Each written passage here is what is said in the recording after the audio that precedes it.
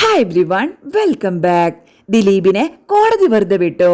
കോടതി വെറുതെ വിട്ടതുകൊണ്ട് കോടതിയെ പഴി പറയുന്ന സോഷ്യൽ മീഡിയക്കാരോട് അഡ്വക്കേറ്റ് ഭാസ്കരേട്ടൻ വക്കീൽ പറയുന്നത് ഇങ്ങനെ: നിങ്ങൾ സംഭവം കണ്ടിട്ടില്ല, കേസ് വായിച്ചിട്ടില്ല, കേസിന്റെ വാദം കേട്ടിട്ടില്ല, നിങ്ങൾക്ക് നിയമം അറിയില്ല.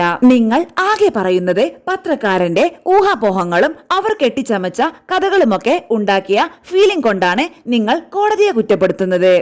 അത് തെറ്റാണ്. ജഡ്ജി ഒരു ദിവസം രാവിലെ എഴുന്നേറ്റ് കോടതിയിൽ വന്നിട്ട് ദിലീപിനെ വെറുതെ വിടണം എന്ന് പറഞ്ഞതല്ല.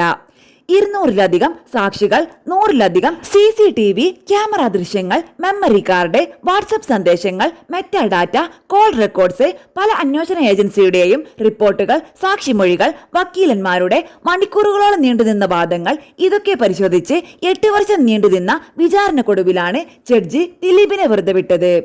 ഇന്ത്യൻ നിയമത്തിൽ ഒരു പ്രതിയെ ശിക്ഷിക്കണമെങ്കിൽ കുറ്റം സംശയാതീതമായി തെളിയിക്കണം, പ്രോസിക്യൂഷന് കഴിയണം, ഡിജിറ്റൽ തെളിവുകൾക്ക് വിശ്വസ്തത വേണം, ആരോപണങ്ങൾ നേരിട്ട് ബന്ധമുള്ള മെറ്റീരിയൽ എവിഡൻസ് വേണം, പ്രധാന സാക്ഷികളുടെ മൊഴികളിൽ കോടതിക്ക് വിശ്വസ്തത ഉണ്ടാവണം. നിങ്ങൾ നീതിന്യായ വ്യവസ്ഥയെ ആക്രമിക്കുമ്പോൾ ഇന്ത്യൻ ജനാധിപത്യത്തിന്റെ നട്ടെല്ലിനെയാണ് ബാധിക്കുന്നത്. ദിലീപിനെതിരെയുള്ള പ്രധാന ആരോപണം ബലാത്സംഗത്തിന് കൊട്ടേഷൻ കൊടുത്തു എന്നാണ്. സാധാരണ കൊലപാതകം, കിഡ്നാപ്പിനും കയ്യും കാലും വെട്ടാനുമാണ് കൊട്ടേഷൻ കൊടുക്കാറ്. ബലാത്സംഗത്തിന് ആരും കൊടുക്കില്ല.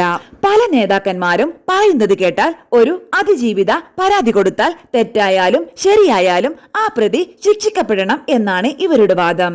എന്നാൽ പിന്നെ പോലീസിന്റെയും കോടതിയുടെയും ആവശ്യം ഇവിടെയുണ്ടോ?